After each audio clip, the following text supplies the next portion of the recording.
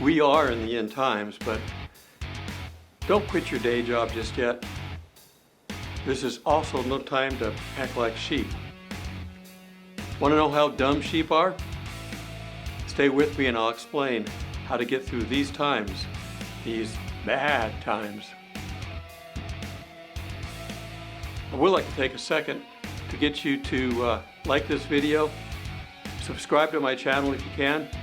It really does help YouTube figure out how to share this channel and how it shows up on searches. And if you want to know when I release a new video, click on the bell icon.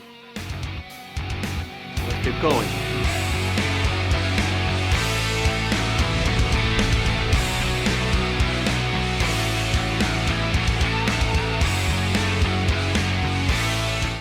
All right, friends, I want to tell you a real-life sheep story. When I was a kid, young man, I was with my dad hunting. The duck blind was on a farmer's field, and he had sheep grazing in the field. They were too occupied eating to notice our guns blasting, and that's not the dumb part. One sheep got its nose into a corner of a fence. It was a 90-degree corner. He wasn't physically stuck, but he thought he was. All he could see was the fence. He wasn't smart enough to look behind himself. He started bellowing for about 2 hours. Finally, the farmer's sheepdog showed up and chased the sheep out of the corner. He immediately went back to eating. You see, sheep only look at their immediate situation. They don't care about the future. Don't be a sheep. Now, God does compare people with sheep, as Isaiah 53:6. We all, like sheep, have gone astray. Each one of us has turned to his own way. But the good news is, in John 10:11, Jesus says, I am the good shepherd. The good shepherd lays down his life for his sheep. Okay, back to our story. We are in the end times, but I'm not telling you that the world will end or that the rapture is happening anytime soon. They both could be, but I'm not giving you a date. Every time someone tries to predict the end of the world and fails, it forces people to get immune to it. They don't even pay attention anymore. And Jesus told us that no one knows the date and time, and he meant it. And they have been looking for the return since the time of Paul. In fact, he had to write to the Thessalonians and tell them that they didn't miss the rapture.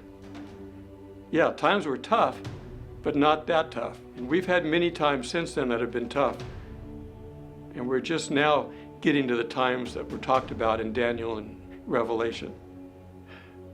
I want you to expect the rapture anytime, but I tell people to pray for pre-trib and then plan for post-trib. You do need to look ahead and plan. And this COVID crisis shows you that you have to take some responsibility for your own lives. You don't know what's coming up next. We have also had other natural disasters, and we'll have many more in the future, and especially during the tribulation times. Now, I want to go over some common sense things that you can do right now. If a natural disaster were to hit your area, would you be prepared? You say, nothing happens where I am. Well, that may be true most of the time, but this pandemic is affecting you, isn't it? Wherever you live. So I have 10 simple things that you can do to be ready. And don't think these things make you a prepper. You know, someone with a bunker and 5 years worth of food and ammunition. That's not what I'm talking about. I can't really knock them because they are prepared, but I suggest you to be ready for a week or two on your own, without government help. It may take that long to clear the trees out on the roads just to get to you, so you need to be prepared. First thing on the list, have a rainy day fun. And that may be hard today, but set something aside. Even $10 a week will help. And you can fast a couple meals if you have to. What happens if the bank tellers and the cash registers can't connect online? Have some cash too, but keep it well hidden. Number 2, make sure you have a first aid kit. You can buy complete kits online in any price range that you can afford. You can also make your own. Get a small bag and start collecting supplies. I'll try to post a link to one below. Number 3, make sure you have at least one flashlight with good batteries. Now, I have a flashlight in each room of my house, and because I go camping, I have other light sources too. I also have a portable battery supply and a solar panel, to recharge it. I use it for my phone and cameras when I'm out filming. Number 4, have a family meetup place. If communication is down, pick a house or a business that you can meet at to make sure everyone is fine. This assumes that the building is still standing and that the roads are open, maybe a backup location as well. Number 5, protect your food resources. Now, I keep 2 frozen milk jugs in my freezer. If the power goes out, I can move one to the fridge and I can keep things cold for a day or 2 or more, depending on how often I open the fridge. So, don't open the fridge any more than you have to. And don't open it and stare at the food while you decide. If you can't remember, open the door, take a picture. Now close the door and stare at the picture. Get the picture? Number 6, have enough long-term storage for your food supplies for a month or 2. And you can rotate through it every week to keep them fresh. Canned goods are fine, but make sure you can open the cans if the power goes out. I also have long-term survival supplies too. I have a few months of prepper food, the kind that you add water to bring it back to life.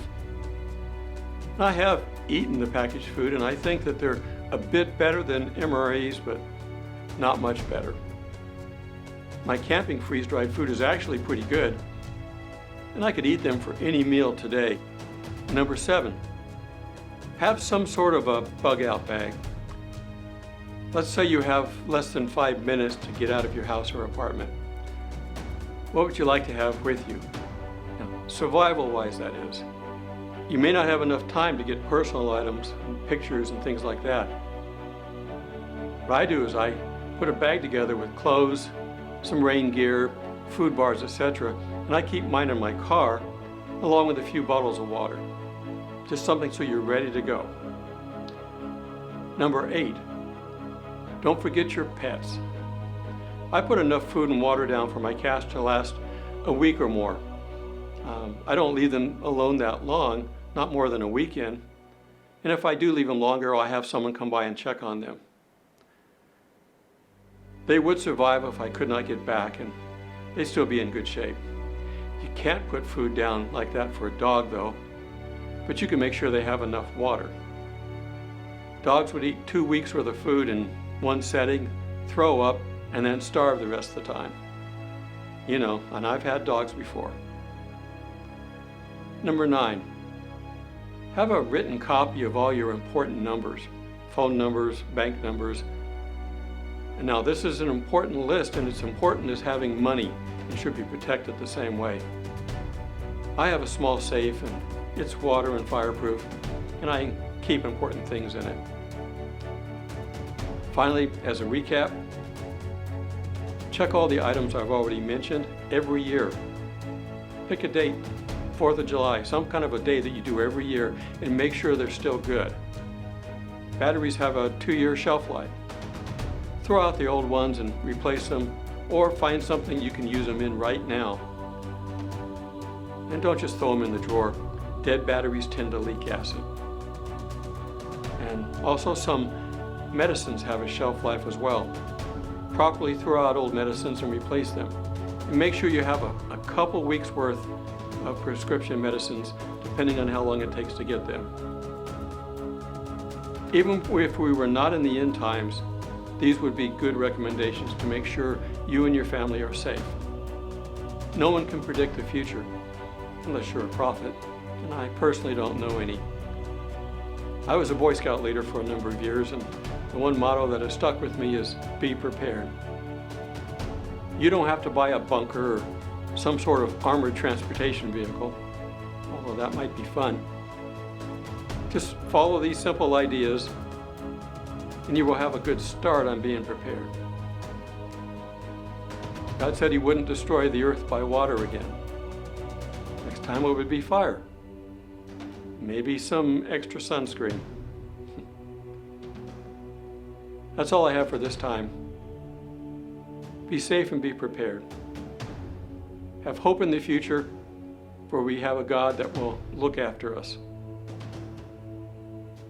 See you in the skies. God bless.